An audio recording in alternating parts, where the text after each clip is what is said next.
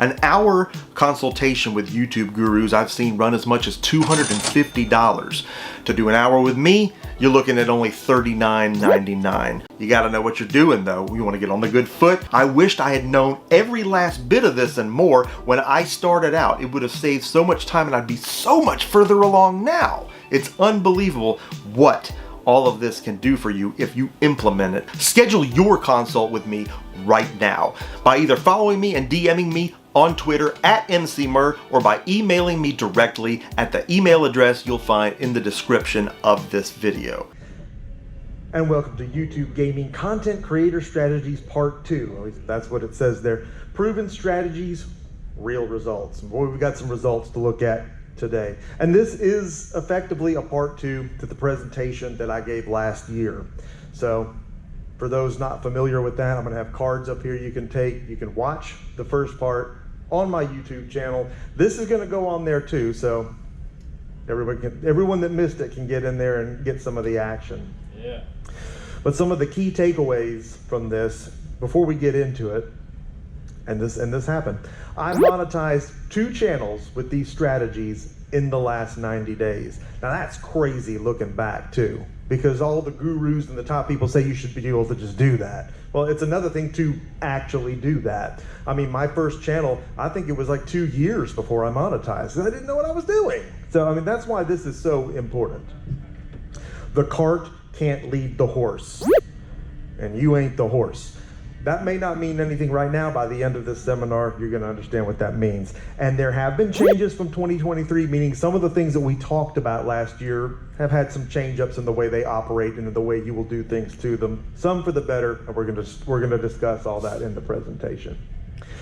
I kind of pick up here where we left off in part 1, because we didn't really have time to go through everything that was in part 1. So we're not cutting any of that out. We're going to get into it right here, picking right back up in phase 3, the anatomy of a video.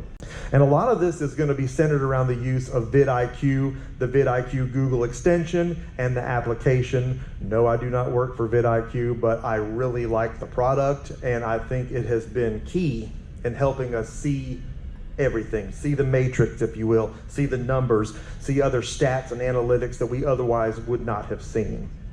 The vidIQ Daily Idea Generator tool ensures you never run out of ideas. And this is the big one, and they're not always going to give you ideas that you're going to love, but the app is going to get to know you. All these tools that it runs are AI powered.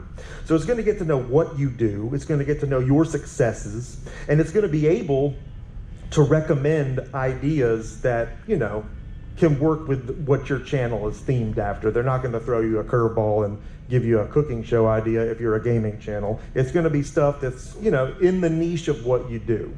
And you're not going to like everyone that you get. They're going to rank them, and you'll be able to tell which ones work best for you, which one's going to be a best fit for the kind of stuff that you do. Again, once the channel's theme is established, the generator will likely have better ideas than you. And this is true because often mentally we go other places with our ideas, and we may be thinking, oh, I want to do this, or oh man, this would be cool, but it may not be cool, okay? That's where the flops come from. You get a little extra creativity going in there, and sometimes that's the enemy of great numbers. I hate to say that, but that is kind of what happens. This application ranks the ideas based on success probability, going from very high down to medium. And you don't have to worry about the medium ideas because you're never going to do those. We're only going to do very high. And they'll give you enough very high ideas to where you're going to pick probably one of the 3 that you're given each time. Always use those. That seems like it should go without saying, but there'll be some tempting stuff on the way down. We don't need that because we want to make sure this stuff is seriously trending. We want to make sure that the keywords in the title of these ideas is something that's getting extreme amounts of traffic right then. And there's a time limit to it, and we'll get into that. 3 for free. A lot of people say, oh my goodness, you got to pay for vidIQ, and you do, and there's tiers to it. I'm paying for the $10 a month plan, which that gets me 10 ideas a day. Now, that's not all where I get my ideas from, but some of what we've done here, I've gotten some ideas from it, and it's done very well. You're going to get 3 for free every day, and chances are that's enough. So you don't have to feel any need to buy in on this unless your project is already bringing in enough money where you feel like you can, invest comfortably in it. Daily idea vids should launch no later than 24 hours after generation. And you can probably guess why this is so important. If you get an idea and then 2 weeks later do the video, it's just like a case and you're trying to solve the mystery. The trail can go cold. That stuff cools off. And if the traffic's not hitting that anymore, then that's no longer a viable topic because it's just not hot anymore. It may still work, but some of the only pitfalls I've seen with my recent projects and with other creators I've been working with is when it's taken a little bit too long to get one of those very high ideas out and the traffic just didn't hit. It's like we just missed the mark. But when you get it right in there, boom, it's fantastic. So the way we work that out is when you're ready to create the video, get in there and get those ideas that day. Make your selection and begin work right then. Sounds inconvenient, but when you think about it, you don't even have to think about the idea necessarily. Go get your idea and begin. Again, these will be form-fitted to your channel and the type of stuff that you do. So odds are you're going to be ready to hammer on and jam on one of those ideas right away. It's going to be right up your alley. Anatomy of a video continued. Video must be paced for short attention spans. 8 to 10 minute lengths are the sweet spot.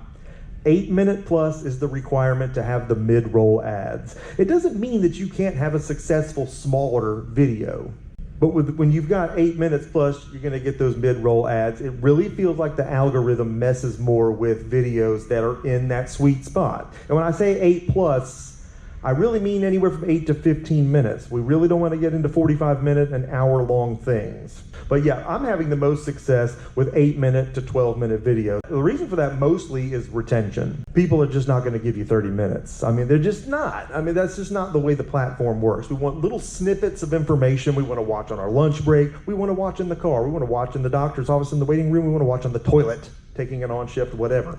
That's just how it works. And you may get 6 or 7 minutes out of these folks. So how much more is that out of 8 minutes than it is out of 20, 25? I mean, it would be great if people's attention spans were longer, but I don't have any data to show that that's actually what goes on. One could suggest that's a problem on my end. Maybe I'm having trouble with retention, but this isn't the only channel I'm looking at with these stats. People have short attention spans. I do it myself. I'm watching a video, I've seen 8 out of 12 minutes, I got the gist of it, I'm gone to the next thing. That's just the way it works.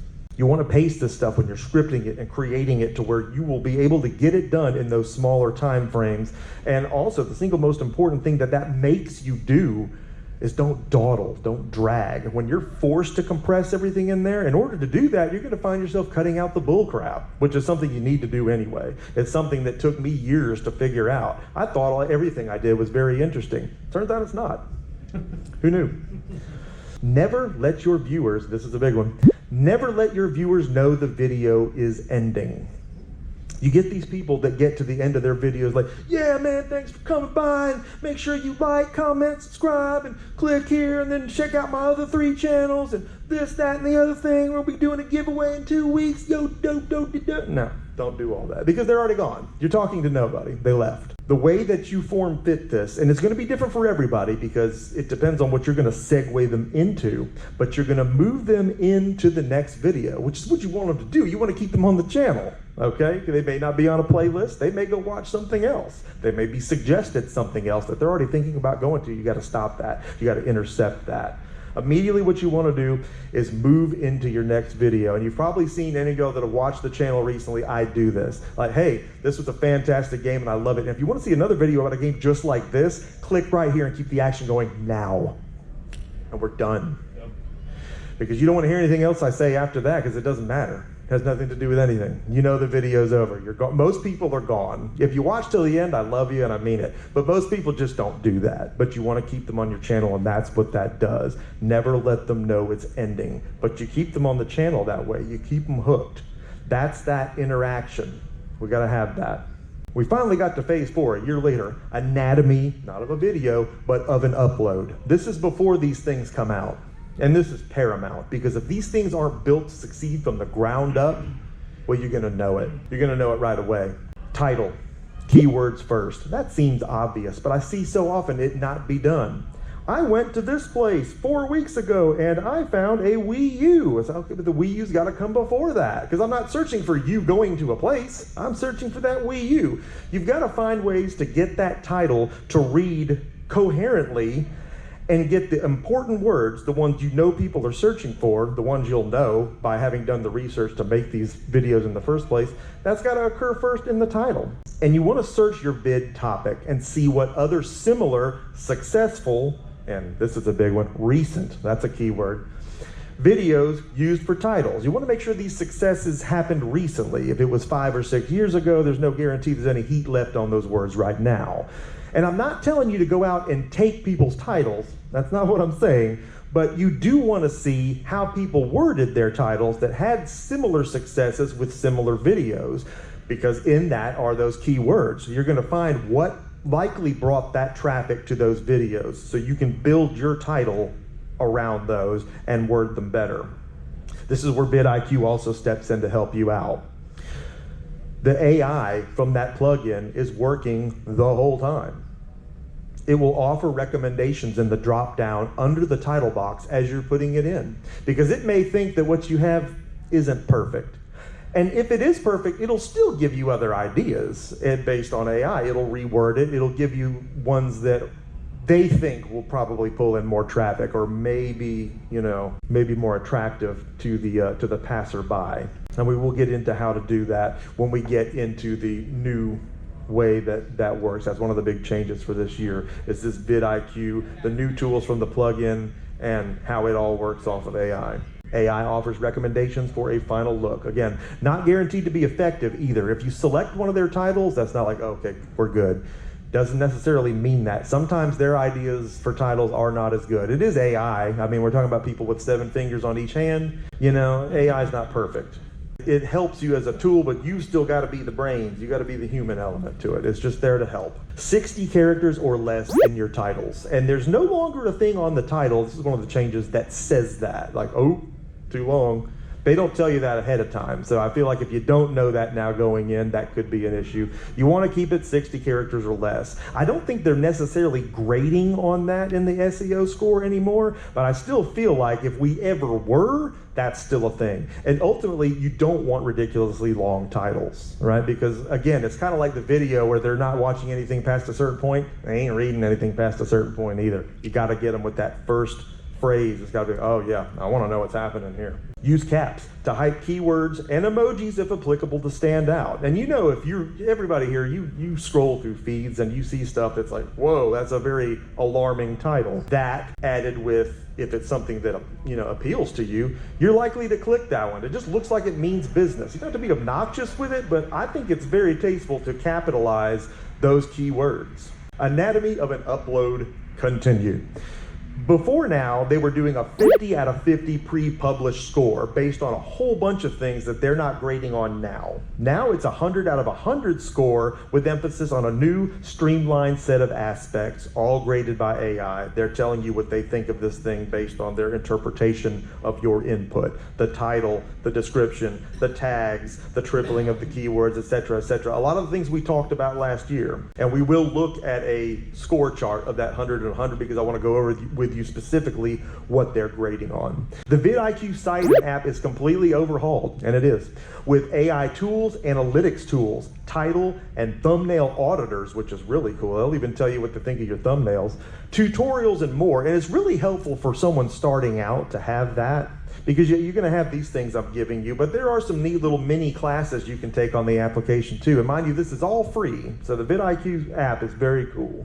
Just stuff that may or may not apply to what you're doing, but if it does, I think it's helpful. It keeps you on a very structured path, and that's really what all of this is about, so we don't stray off. We niche down, we build to succeed. Everything that we build is built to succeed, built to grow and perform. And here is that vidIQ grading scale I was just talking about. Fairly new. I mean, it's been out for a while, but it's new since the last presentation, so I really feel like we need to look at that. 3 hashtags at the top. We talked a little bit about this last year. The description box, right? You're telling them all about it. 3 hashtags. We still want only 3. You don't want to over hashtag it because that confuses things. Don't ask me why. 3 is the sweet spot. I think that's almost in anything too. And you audit these hashtags with the drop-down menu. When you're putting in your hashtag, it'll pull down a list of hashtags, that one and similar, the amount of videos using that, and you can really see which ones are probably performing for people. So if the one you selected off the top of your head is not, you can select one of the ones that are. Select high traffic ones. Paste the title with your info, links, etc.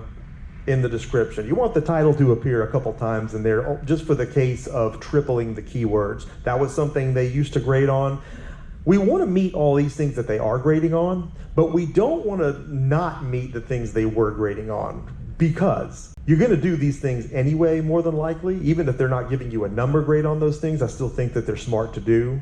Talking about things that we talked about in the first part of the presentation. It's not going to cost you any extra time, production time, or anything like that to continue to do those things and satisfy those things. Again, if they're not being scored on a number somewhere, these could also still be things that are helping the video perform. So we want to continue that. But we're going to go down this list here. As you can see, the top 4 are the high priority, 80% of your score. And don't think that you can just do those. This has to be satisfied. And the reason is, and we worked on this, 100 is attainable every time. Now we saw with the previous system, the full 50 was not attainable every time. A lot of times it was, but there were times when, man, you just could not get it to click. You would do everything, the tags, everything that you could, and you just couldn't get it there. But so far, I've not seen any scenario in which you can't get this to 100 out of 100 before you publish it. And why that's so important is when these things are built to succeed at this level, when they're built with this kind of a foundation, this is what the algorithm wants to mess with right here. You got a much better chance of a big takeoff when you got something like this going on. Your title evokes intrigue. Just what it says. It's got to evoke intrigue. It's got to make you want to click the thing. It can't be just like, my great video pickup number 76. I don't care about your video game pickup. I don't know about 76s. I'm not searching any of those things. That doesn't make me want to click it. I couldn't care less. I'm not vested in that. That doesn't interest me at all. It doesn't change my life to see that. But hey, I bought every game in this store for under $3. It's like, whoa, okay, I'm going to check that out. It's got to be something that makes you click it because you want to see the outcome of it. And the easiest way to come up with some of these sometimes is just be yourself. We all use YouTube. We watch stuff on it, and we got to really look. We got to look a little bit deeper and realize what makes us click on things when we click on things. But that's where this helps you out, because as you're typing it in, if it doesn't evoke intrigue, it'll tell you it doesn't evoke intrigue. This updates in real time. So when you're putting your title in, you're going to get the check marks. So you're going to know immediately that you're satisfying these. And if you're not, make your adjustments. Work on it until you do. And then again, you have that AI drop down where you can pick some of their titles. Sometimes their titles don't satisfy us. So it's like, well, I can't use that. But you find what you need in there. It's clear what your video is about and why the viewer should watch. And again, that's pretty self-explanatory, but there's so many titles to videos out there that you can guess what it's about. It's just not a great title. And it doesn't mean that the video doesn't succeed, but sometimes videos succeed for other reasons. Channel size, sub base. Maybe it just happened to catch a wave. The algorithm promoted this thing. Maybe it has somebody falling off the roof and getting run over by a bus, and it's just so amazing that that many people shared it that many times. Things do still go viral. That's how it happens.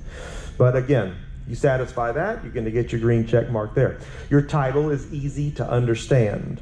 And I struggle with this one sometimes because I write something out and I think it sounds good and that's not checked. And it's like, I don't want to say you got to dumb it down, but you almost do.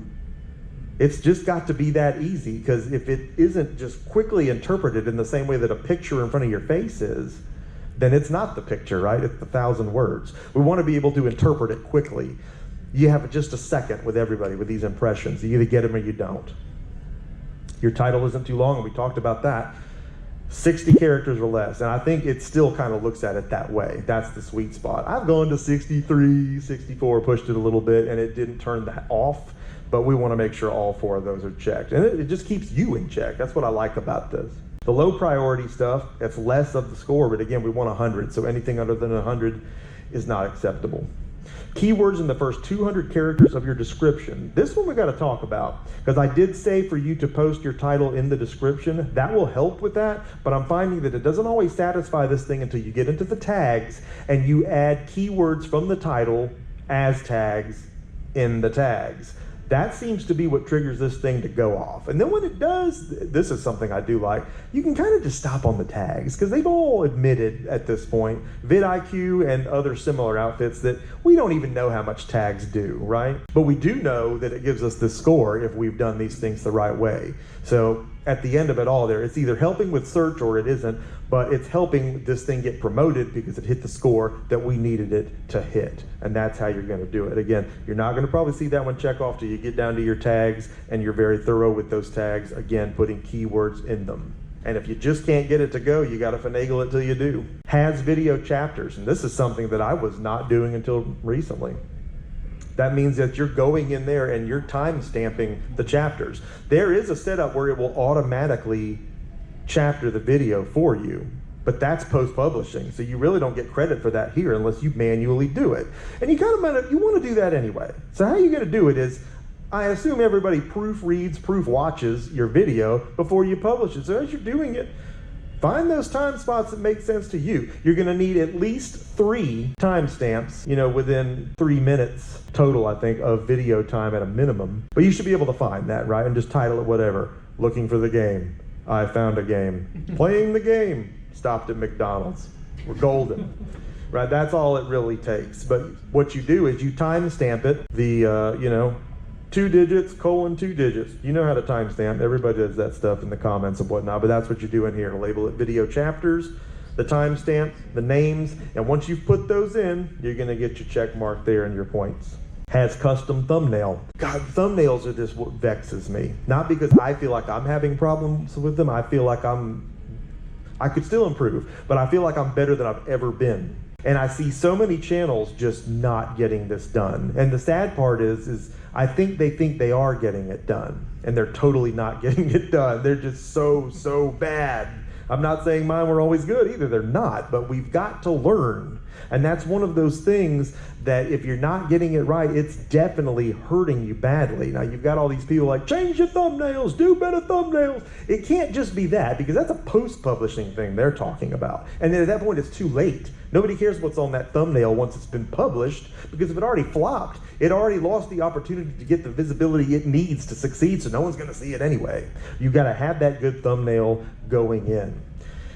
And one of the most important things going on with that is you got to make sure that it's high res, because they ding you on that. You want to get the higher resolution available, and that is also difficult because YouTube caps the size of that file you upload. So it can't be too blinging, it can't be some 4K amazing thing either, it just won't accept it. We talked about the high res, but the power of 3s. And what that means is 3 things. And often that includes your text.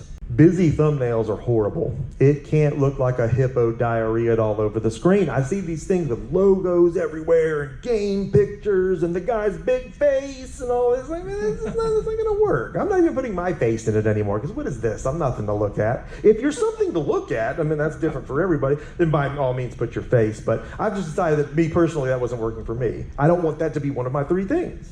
I want text, and I want it to look good. I want it to look shadowed, bold, 3-dimensional coming out. It's got to look better than the thing before it and after it, right? It's got to grab. And we want high-res pictures of the thing in question. What is this about? Is it about a person? You can put that person on there. Is it about a game? Let's see the box, that cartridge, or whatever fantastic item we're talking about. Let's get a big flashy arrow going to it.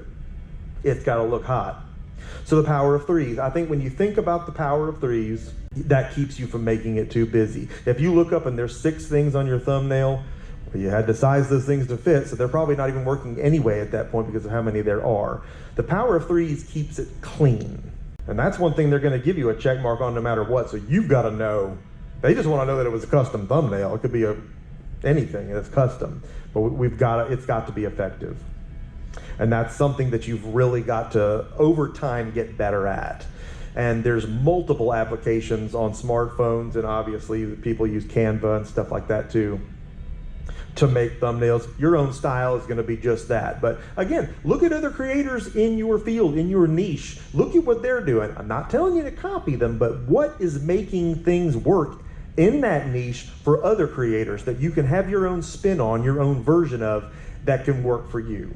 Added to a playlist. That's another thing. And I think most of us do this, but you want to add it to a playlist. And they used to grade you on adding it to 2.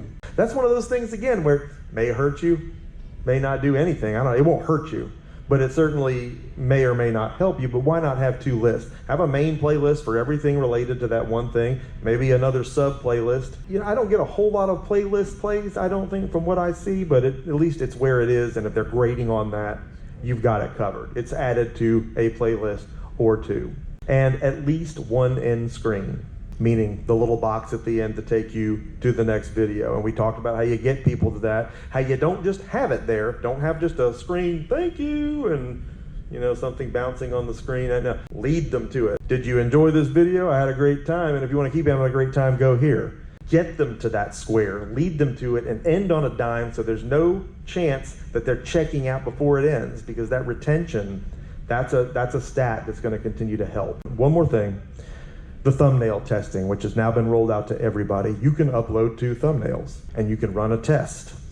Now, the problem with this for some people is they're not even making 1 good thumbnail, so 2 isn't going to matter. But they're still going to get the lesser of the 2 evils if it's something they're struggling with and still trying to learn, which I think at any level we're all still learning on that. So it'll run a test for, 24, 48 hours, however long it takes, and then you can go back in there where you would go in to edit the video, click the 3 dots there where you go to change the thumbnail. Don't change it, but you'll be able to pull up the test results and see which thumbnail in feeds is pulling in more traffic for you, switch it to that one permanently, and go from there. What I don't know is that test hurting anything to run it that way? I don't know that it is, and I don't know that it can. But having those 2 different thumbnails going at once, obviously one of those is worse, and people are seeing that worse thumbnail. So in a perfect world, you're going to use the best thumbnail first. There is no second. But that's not a reality. That's a perfect world thing. But it is something that makes me wake up in the middle of the night sometimes, look at the ceiling, and not be able to get back to bed. Phase 5, analytics after uploading. And this is important too, because once the thing goes live, everything we've talked about to this point has to be in place. And if it wasn't, it's too late. Oh, I forgot to, I'm gonna go back. Nope, can't go back. You can, but it's too late. Because once these things hit, once they have been published, I'm a firm believer, and I know there's plenty of people that won't agree with me, they find their place. They're where they're gonna be. It's as visible as it's gonna be. Its chance of being as visible as it can be is realized at that moment. Algorithm is gonna sniff this out or it's not. But there are things after upload that you still wanna get done that will help it post going live that have nothing to do with the building of it. Add an interrogative comment to your video, prompting further interaction, and pin it. This was formerly one of the things they graded on in their SEO score, past just the base of it once it's published. And yes, that was a different number for whatever reason. What I do is I will go into the video, I'll immediately comment on my own video and say, hey, how about that Resident Evil game I picked up 4 minutes in? You ever played that? What's your favorite game in the series? And be genuine about it. I know people do stuff like this and they don't really care about the answer. I care about the answer. But get something in there where they can answer. Once you've got that in there, you hope people read that first because you're gonna pin it. You hit the dots off to the side and you pin the comment. But yeah, once you've got that pinned, it's gonna be the first comment they see in the comments field, and hopefully they respond to that. You want that interaction because that drives the video probably more than anything else. Interaction with the people watching it, that viewer engagement. Share a video link in a community post. We have access to community posts, and I think they've rolled that out to much smaller channels than they used to. At one point, smaller ones didn't have it. So yeah, put the link in there. And the reason for that is I see community posts from other channels sometimes before I actually see a video from that channel, and it just be in the feed with other channels' videos. And it's like, oh man, I forgot about that dude. I haven't watched him in like 4 months. But here's the thing that says, hey man, do you like hamburgers? Yes or no? And it's like, I forgot about that dude. And I'm not seeing his video right now, but 9 times out of 10, I'll click his avatar, I'll go over to his channel, I'll see what's new. It pulls me over there. Not to mention the link's gonna be there for the new video, but it makes me check in. And you hope people do that with you, because sometimes people get into watching other stuff. Maybe they haven't watched you in a while, and it stops recommending you to them. And that's not where you want to be. I have people say, oh man, I almost forgot about this, but I just checked back in and watched 10 videos. Like, okay, first of all, that's great, but something happened to pull you back in. You saw something, and thank God I had it out there. Use hashtags for what it's worth. And it won't do the drop down in these, but in the community posts, again, I don't have data to show that helps, but again, it's one of those things that sure doesn't hurt. Maybe the same hashtags from the video description that you're posting there, throw them in there at the end. The posts appear in feeds, may snag additional clicks. I just think it's an extra beacon out there. It doesn't hurt. And repeat it on day 2, no matter how desperate this may seem, with the in case you missed it tag. I do it because, again, that's just one more community post out there that you hope they're going to see. Now, if your stuff's just popping off, fantastic. Maybe you don't do the one on day 2, but I think it's okay. I wouldn't do it 3. That's a bug in the ear kind of thing, but I think you can do it 2. And it used to grade on whether or not that you had it posted to Facebook with at least 1 like. I don't think it looks at that anymore. At one point it looked at that and Twitter, and now I don't think it cares about either one. Share video link on Facebook, all socials, with at least 1 like, because that's what it graded on. I think TubeBuddy, which is kind of like a vidIQ, does grade on that. They're still interested in you doing that, because again, it's obviously not something that's going to be bad. Repeat on day 2 with that hashtag and pin to your profiles. I do this. I'll go into my Twitter feed, I'll make sure, and I post about the video when it launches, then I put it and pin it in my profile. So anyone going to my page, that's the first thing they see, the most recent video. Because you hope if they just click one thing, it's that. We're trying to get performance for that video. Videos that have performed in the past, chances are they're going to continue to do that. Objects in motion tend to stay in motion. Analytics after uploading, continued. Respond to a comment. This is part of the grading. At least 1. Now, I hope you reply to everybody. Some people just can't, but you got to respond to at least 1 comment. That's one thing it graded on. So hopefully, the first one you get there, like, hey man, thanks for coming. Have a good one. And then that box is checked. Observe the first hour. And I've heard gurus say, oh, don't just sit there and stress over the first hour or even the first 24 hours. No, stress over it. Stress over it intensely. It doesn't mean that after the first hour it can't immediately start doing good. It may take it a minute to get off the ground, but that first hour is still a scary thing, and there's no reason it shouldn't be good. Observe the first hour, the ranking out of 10 on YouTube Studio, and you will see this on your YouTube Studio app. When you go in under the video, it's going to tell you what rank this video gets out of the last 10 that you produced. So if it gets a number 1, that means for the time it's been uploaded, it's performing better than any of the previous 10 videos you've uploaded, and that's fantastic. If it's a 10, it could be a turd right out of the gate. It doesn't mean it won't catch up. It just means it probably won't. I mean, you can hope. But that first hour is crucial because your notifications are rolling out, hopefully. Your subs are seeing it. This is your chance for this thing, hopefully, to get on the good foot and then keep running. Again, it's objects in motion, staying in motion. And if they're at rest, better believe me, they're going to stay at rest. The views from subs and feed comparisons speak volumes, and that's another analytic you can see in there in the YouTube Studio app. You can see how many views you're getting from your subscribers, how many are just finding it in their feed. And I find that I'm getting a lot more people finding it in feed than I am views from subscribers. That can be good or bad, but I think it is more good because if you're in feeds optimally, even if none of your subs watch, you're in feeds, right? And if you end up with 20,000 views on a video because you're in feeds, you're gonna stay in feeds. But you can also see views from outside sources. You can see where all those views are coming from and kind of get an idea where you need to apply more pressure if you want pressure in other areas. Observe retention data after 24 hours.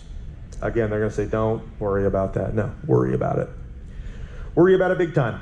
24 hours. That video's got to do big things in 24 hours. I play little games with myself. It's got to hit X amount of views in that many hours, or we're not firing on all cylinders. And then I got to really start looking at all the little stuff. Like, okay, where is this not popping off?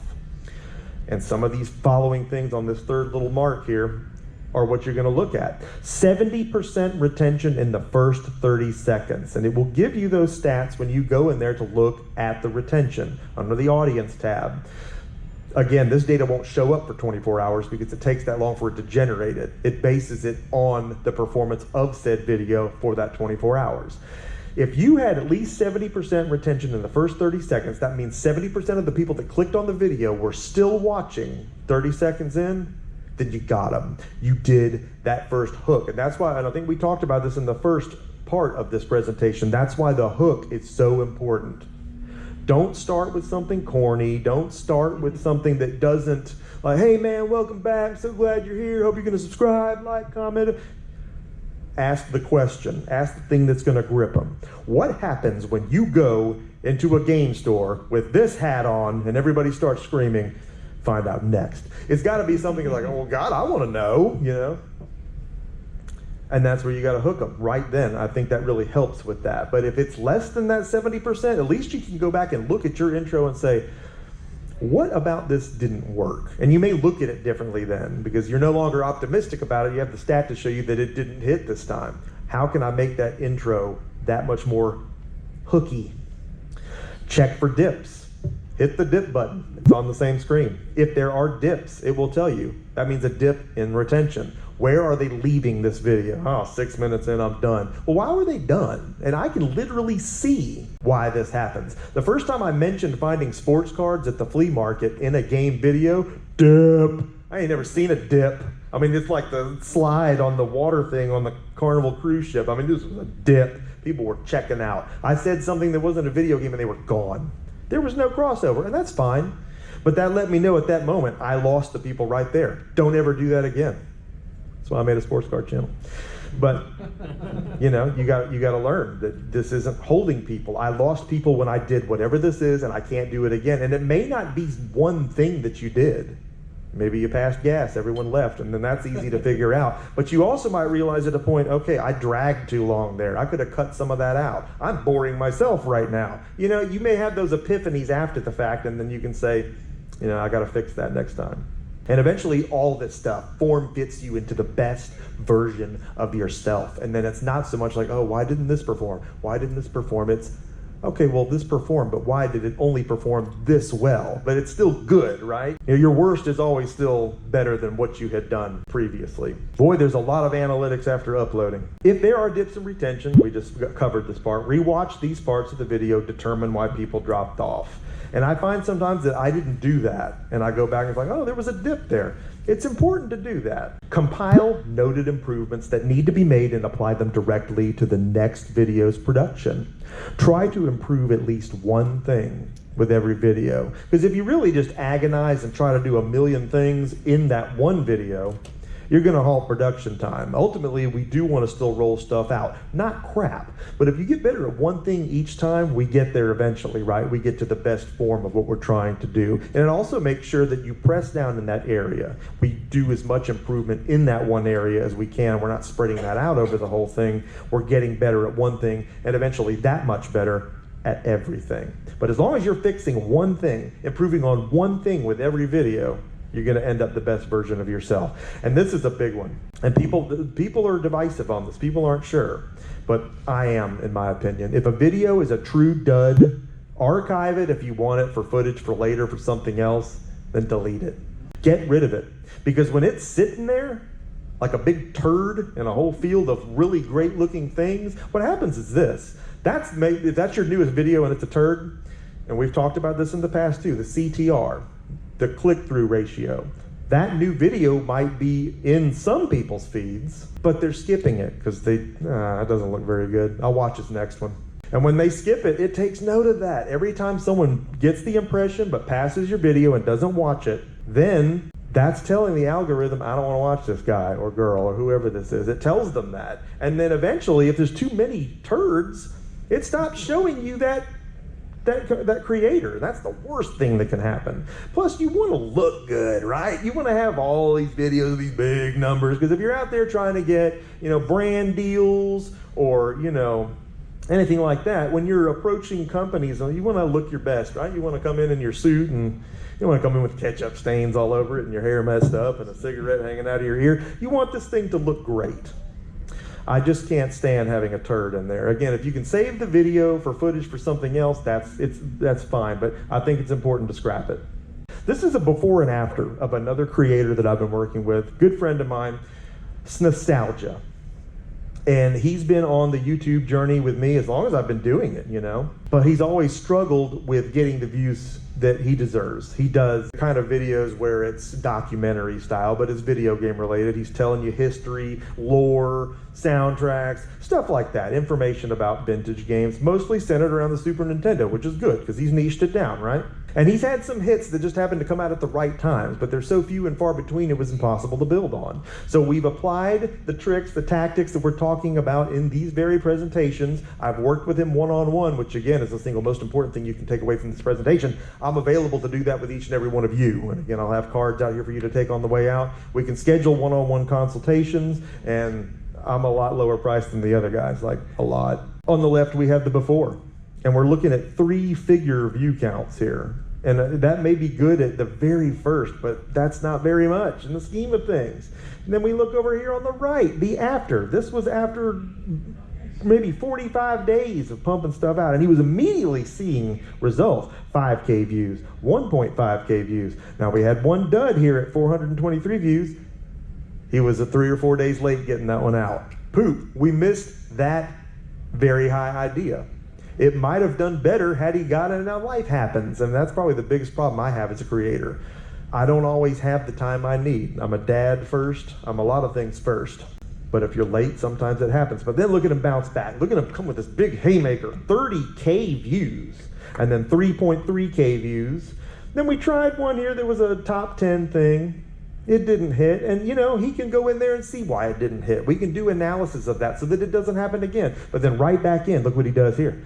Doubles down on the controversial NES games, doubles down, does it again. It's not 30K, but it's 8.5K and still climbing right now. I think it's over 10 now, so it's like, man, now we've got something. And dude monetized very quickly. That had been a problem. Like, he had the subs, he was a little over 1K, but the watch hours aren't there. And that's what really hurts everybody, is needing the 4,000 watch hours in the in the 365-day mark. There's always stuff dropping off that back end. So at a certain point, that can go from, oh, I'm doing good, to, oh, it dropped off again. Now I got to catch back up because I lost a great video on the end here. Monetization has to happen quick. And for him, it happened within 60 days. And it was just like, boom, you're killing it. And he's still killing it. And he's using these systems. Here's me, Sports Card Hub. I was just pooting around with this. I love sports cards though, and I'm a sports nut, but I wasn't doing very good. 170 views, 592 views, 491 views, and I worked hard on these videos. No one cares. And I had to observe changes in that because some of these things just weren't hitting. And I started going to card shows, and I started checking out ways that more successful channels that do card show content were titling their things and theming the videos around those kinds of ideas. How do I make this fun to watch? And then boom, 9.3K, 3.5K, 4.2K, 17,000 views, 15,000 views, and counting. It didn't stop there. These are still going. I took these screenshots a while back. So these are continuing to work. This is evergreen content. It's continuing to make money, and because it was built to succeed, it did. There's never a guarantee, but look how much better the stuff on the right is doing using just what we're talking about today. And it's different for everybody. All these things can be personally applied to your channel, to what you're doing, to where it makes sense against the backdrop of your niche and what you're creating and what type of creator you are. And that's where the one-on-one things with me really help, because I can audit your stuff, my eyes and yours. So I always say getting a second set of eyes is good. And we can really see what might be a problem and what might actually be beneficial. Shorts, yay or nay? There is no data that accurately suggests traffic from shorts can build up a channel unless the channel is all shorts. At least from where I'm at, I'm not seeing much growth from shorts even when they do well. Gurus have gone back and forth on this, which means results are inconclusive. It also means they don't know, which they want you to think they do. They don't. They don't know, because if it's cool, if shorts are good one week, they're all like, oh, do shorts. And then shorts are underperforming. Oh, yeah, shorts are underperforming. They're just repeating, right? I'm looking at numbers. We're bringing receipts. We want to see if this stuff's actually doing good. And there are channels I've seen do extremely well with their shorts. If you've got the subs coming in, great. But you do have to worry about if those subs are for short form content. Are they watching your long form content? Not long ago, they changed to where you could put the long form content in the short so they could go on and watch the video. But I don't see any data showing me that they're doing that. So how good is that, right? And that concerns me, because shorts, while they're short and obviously don't take as much time to create as long form content, it does take time, and time is the commodity. That's the money. That's what we're spending, and any of it that's spent towards something that's not propelling you forward, man, that's a tragedy. And I've seen channels too that, boom, they have this huge short blow up on some offshoot they did, and they get all these subs, and those subs are just, they're dead subs. They're not watching the channel. That one short was amazing. Everything else, it's like Cinderella, and like poof, she turns back into this, Stagecoach back into a pumpkin. The short is great, the short's beautiful, but everything else goes right back to the way it was on the channel. Same traffic, same lack of visibility, and same ongoing problems. If you choose to do shorts, they should be generated from existent long-form content and should link viewers to that content. And I have worked with this, it's just I'm still not showing that it's completely worth my time, but I'm still working with it. And it could exist for market affiliate sales purposes. It can do that. And I have had some luck with that. Now, if you're selling something, if you're sponsored by something, shorts can be definitely effective there to where they can go in and check it out.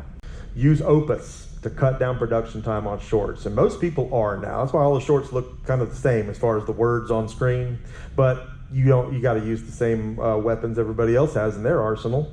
You load the long form content into Opus, and it gives you 10 to 15 some odd versions of shorts that AI creates out of that long form content. So you hope you're promoting that long form video after the fact with a short up there in a feed going to a whole different set of viewers. But we talked about the time being a commodity, so after a while, if that's not working for you personally, you gotta cut bait. And you don't ever want to stray off topic or theme, no matter how fun it might seem. Hey, I bought a new car last week. No one cares, you're a gaming channel. Don't do that. Don't do it. Stay on track. It's so hard to stay on track. And even my guy that I was working with, I just showed you his channel, he asked me the other day, he goes, how soon can I try to do something different? I was like, never. Never. If you end up with 500,000 subs and they watch no matter what you do, if they watch you on the toilet, they'll watch anything you literally upload, then it starts to matter less what you do. But still, we work to build this niche and this narrow focus. We want to be that brand, right? And once you stray from that, you start diluting this hot success. And it's tempting. I shouldn't be doing a sports car channel right now. Why am I doing that? I like them, I'm sorry, guilty. But you've got to stay focused. Tune-up strategies. Begin production with scripting. Not word for word, but a solid outline and bullet points to create a cohesive presentation or tell a story.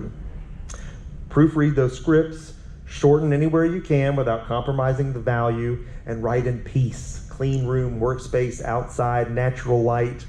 Make a good environment for yourself, and you'll be surprised how much, it seems like that should go without saying, but you'll see how much better your work comes out. When you look good, you feel good, that kind of thing.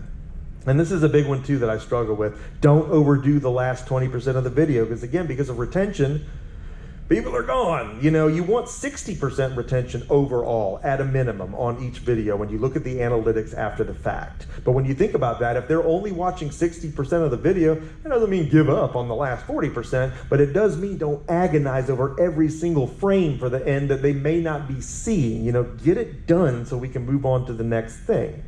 Average retention being 50 to 65%. Means anything past those points in videos may not be seen at all. Again, time is the commodity. Don't do that, but do analyze how much value the content provides viewers. We've talked about the most important thing that a piece of content can do is answer a question or provide some type of information. How to do this? What happens when you this? You type things into a search field, things that you want to know. You got to make sure that your video is of value to somebody and that it's not just, you know, people do vlogs and those really aren't of value beyond entertainment. but that's a lot harder to break into.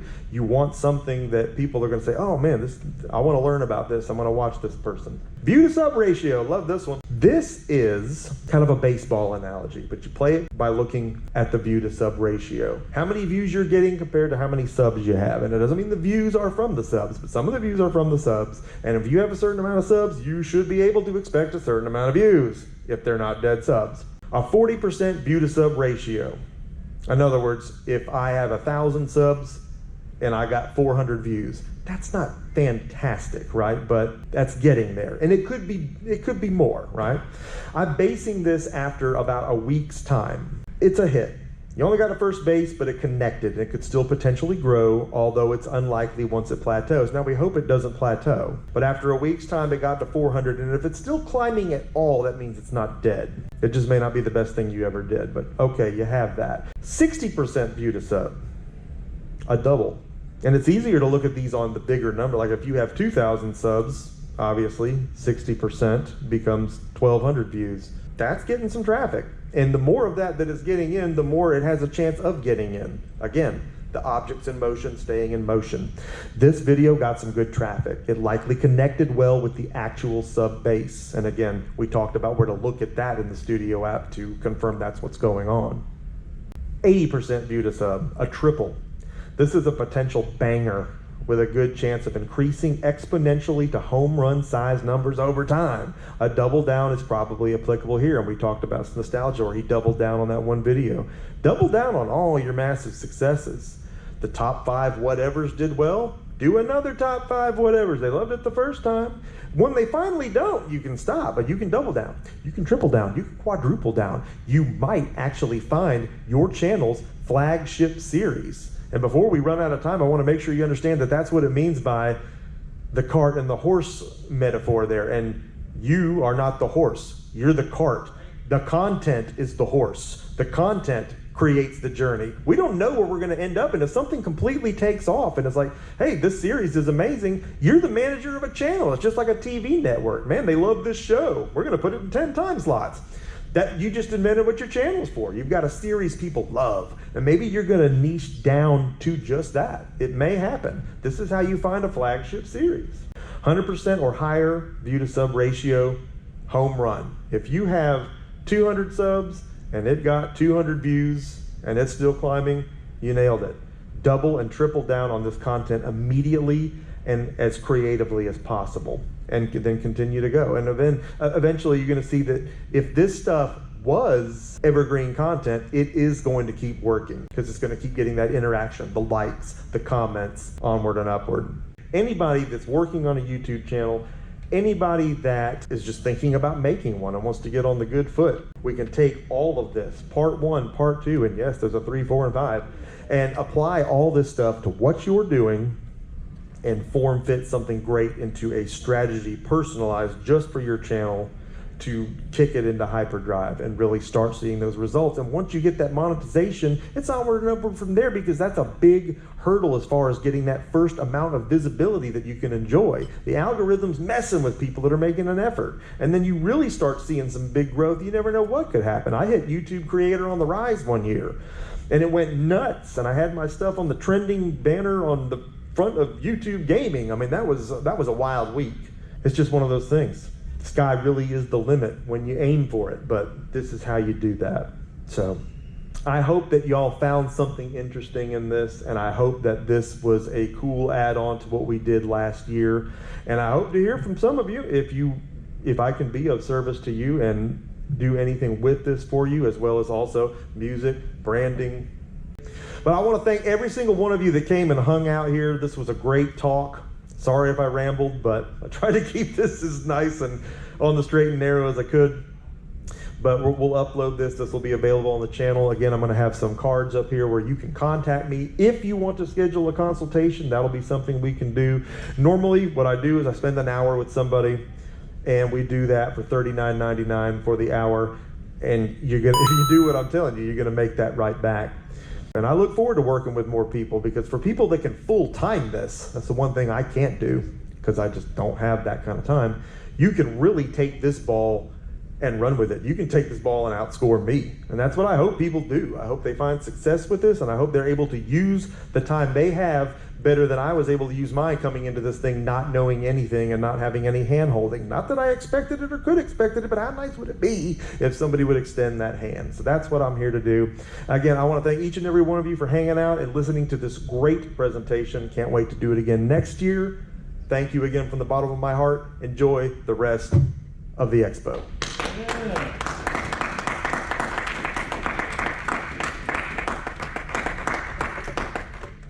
Yeah, so this is more related to your content that you've created already. Okay. All right?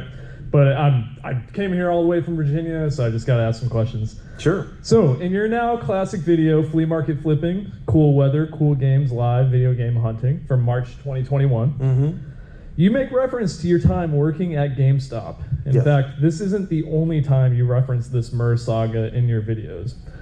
I was wondering if you could elaborate on this time period, maybe focusing on your unique insights in the role and how it shaped your developing theory of merconomics, and how the experience informed your outlook on retail arbitrage, and more generally, what role GameStop plays in the merconomics macro theory in an age of digital expansion, i.e., would a mass closure of GameStop lead to a bifurcation of merconomics into what would be kind of the former neoclassical school, in which the price of like Wii Sports Resorts is driven not by the cost of production to Nintendo, but by the price negotiated at a flea market booth, and kind of more of a secondary modernized neoliberal camp of great deals to be had through the removal of regulatory constraints artificially propped up by retailers on physical gaming, ushering in more convenient consumer digital products.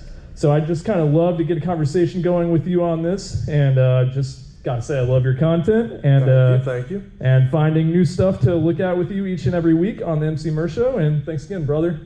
I appreciate you. Yeah, you know, I worked at GameStop for about 3 years, and it was a really fun time. Not a profitable time, you know, they don't pay a lot, but I made some fantastic friends there and got a really big insight into how the industry works on that side of the counter. And by that, I mean the company itself. And I think we saw all this coming before they did, as far as, you know, you can trade your retro stuff at GameStop now. You know, right before I got there, they were destroying GameCube games in the parking lot and writing them off on taxes. And now they want to buy them again. It's unbelievable. We saw the writing on the wall earlier on, and we knew that it was coming, right? And people were still cleaning out their attics and stuff at that point. People were just throwing retro stuff away, but they were trying to get a little bit for it, you know. But if GameStop was to disappear, it wouldn't affect merconomics that much. I know we've done a couple series on GameStop as far as using the coupons and all that, walking out with free stuff, you know, the deals that you can really create out of that and the benefits to the Power Up Rewards thing. But if GameStop disappeared, here's the bad part. I think it probably will eventually. They've talk about needing to niche down. I mean, they've got all this money in Sailor Moon socks and pop figures, and it's ridiculous. It's not going to work. They bought all this tech that ended up obsolete before it even reached refurbishment into the stores it was supposed to be distributed to. They've just made all the wrong moves. They're in the same business that I'm in on a much larger scale. That doesn't necessarily make it harder, though. In theory, that should make it easier. I'd love to sit in on a board meeting. I swear I could save the company. But it's not going to do anything to me personally. I mean, GameStop's a very small part of what I do. It's a convenience, much like you were talking about Second and Charles before we got started. Same kind of thing. It's a place I can offload some poop, and they'll overpay for it. And then I can get something nice, shiny, and new in exchange for said poop. But because they overpaid for the poop, they're going to have to sell that stuff later, and they're going to do it at a loss. But they don't think about that at that point, because they're trying to find this metric of, oh, we took in this much pre-owned this week. It's like, that doesn't matter if it's all going to be sold for a loss. But no, they keep looking at these different bottom lines and not the actual bottom line. And it's like, y'all are missing the pot of gold here. It's at the end of the rainbow, but that's not the path you're taking. That's a whole other podcast topic and a whole other panel that we could do. But I hope they don't go under. GameStop's a great thing, and a lot of great memories in the stores that we frequent. But if it was to disappear, we're always going to have game hunting. You know, there's some great deals right here that I've seen already in just the 2 days of this expo. So deals are wherever you find them. We got to remember how many copies of games were sold too, you know. A lot of this stuff seems rare to find, but in reality, it's not rare. They make thousands of these things. We just got to find the people that have them and actually want to sell them. But yeah, I did 3 years at GameStop, and it actually was a pretty good experience for me. It was pretty cool. It didn't really change what I was doing or how I was doing it. I was still going to flea markets and buying and stuff. But I was bringing a lot of stuff to work and trading it because, okay, I've got all these discs and they're worth not much without their cases. It's another huge mistake GameStop makes. Don't buy stuff without cases. It is worth less. It just is. But they don't observe that, so they pay top dollar for these disc-only things. I tell this story so many times, I'll be telling my grandkids. Brought in a stack of discs this big, traded them all. I paid off my Xbox One, PS4, eventually my Nintendo Switch, all new headsets, all launch games, got all that stuff free on day one. And it sounds like I did something illicit or not good. No, I just traded them what they wanted. They gave me so much credit stacked on all the ridiculous promos plus 60%. You're already overpaying and you're gonna give me a 60% bonus because it goes toward a Call of Duty or something on one line item that's coming out. It's just unbelievable. I would hate for the ability to do that to go away. I literally brought in some disc-only diarrhea the other day, and I'll be picking up college football for free Monday when this is over, right? So we still do that, but it wouldn't be the end of Merconomics. Merconomics is just this thing. It just exists wherever you find it. It's a mood, it's an attitude, it's an etiquette almost. It's just like, it's how to get these things at prices you can work with that will still work for the person selling it, right? There's always a nice medium in there. But again, I don't know if anybody is coming in behind. This may be the last panel for the night. So. There's some at 10. Okay, so we probably should wrap up so they can set up, but we will talk more about that for sure. I've got GameStop stories that could take a lot longer than we have left in this expo because it was a fun time and there were some awesome memories, and I'd even like to do some videos about that in the future of midnight releases, stuff like that I've got footage of that we never released.